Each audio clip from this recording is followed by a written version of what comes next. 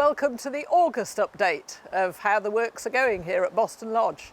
The sun was shining yesterday, honestly, but we're now back to autumn weather.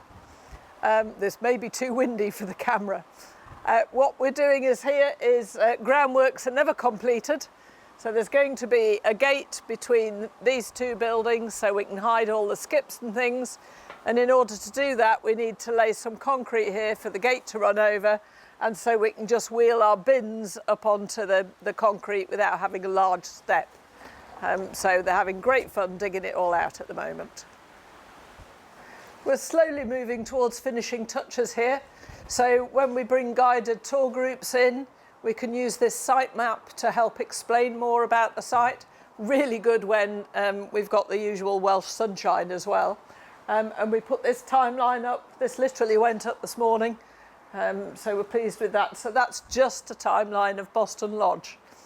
We are hoping as well to try and put a slate wagon with slates in this space so people can see what it was all about. And what we got here is a do-it-yourself kit pallet rack that will go behind this building for putting all our delivery pallets on. And that's been hot dip galvanised as an extra protection against the marine environment. So this is the access ramp so that you can get from the central roadway to into the back of number 2 Boston Lodge, and also into the new offices at the back of the new den. So I'm in the kitchen of number 1 here, and being the good conservationists that we are trying to reuse the old floorboards. Unfortunately, the ones in the kitchen are covered in this lovely tar-like substance. Those of you who've renovated old houses will be familiar with it. It's so thick we have really struggled to get it off, so we are actually going to have to replace these specific boards, which is a shame, but you can't win everything. Here we are in the ladies' washroom. We have a sink. It's not quite connected to the water there, but we are nearly there. So definite signs of progress in fitting out, and the bioclad has all gone on the walls now. So that's actually what's been happening in the last couple of weeks throughout this building. And here we are in the general wash-off area. Don't worry, this is not the permanent height of this. They're just resting it on the paint tins, which I think is quite a railway solution, really. But it will be properly put up on here with a splashback. And then we've got a lovely accessible shower and toilet in here. All the bioclad again on the walls. And all the gents' toilets similarly. Oh, and look, the light's just gone off for you. Here we are in the mess room. There is underfloor heating, which is from the air source heat pump. But there is also some supplementary heating, which is now starting to go in. And you can see that the panelling is now being completed. And as we go round, you'll see on the back wall, we're even up to second fix on the electrics. Here we are in the old engine shed, so we're going to finish this month's video where the tours finish their tours. So starting around here, there's a lovely empty plinth there. Eventually we're going to put a machine on there.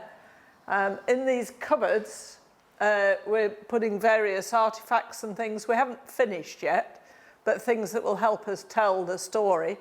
And we could, of course, have put brand new modern shelves up here. But what we've done is got some really good old railway cupboards and just done them up enough so that they're not going to fall apart. So there's fabulous texture on this. Goodness knows what it is. But it adds a little something. So they're a bit empty yet.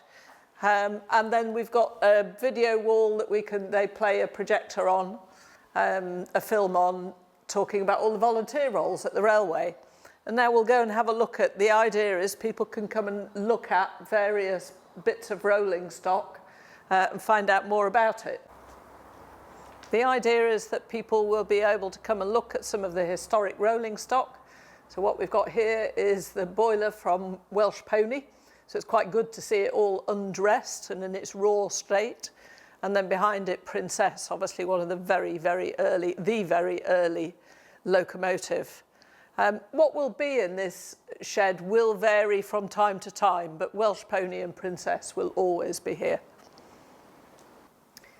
You know, vanishing points in pictures? Well, practical completion is feeling a little bit like that. We keep getting closer to it, but it keeps moving down the line slightly. We are hoping to reach practical completion by the end of August, but it may drift into September. But to be honest, the important thing is that they do a really good job rather than rush it and get it wrong. We are struggling, or they are struggling a bit, because it's the summer holidays, people are on holiday, and subcontractors are working flat out on a lot of other contractors on schools work that is very time constrained. So they've struggled to get enough people onto site. But we will get there, and it is all looking good. So keep watching this space.